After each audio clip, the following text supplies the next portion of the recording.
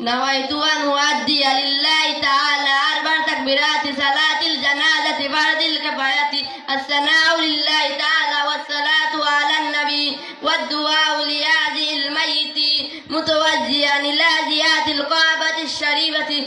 الله أكبر. سبحانك اللهم وبحمدك وتبارك اسمك وتعالى جدك وجل ثناؤك ولا إله غيرك.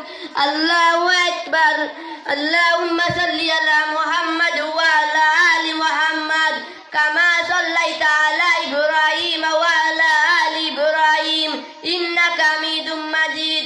اللهم بارك على محمد وعلى آل محمد كما باركت على إبراهيم وعلى آل إبراهيم إنك حميد مجيد. الله أكبر.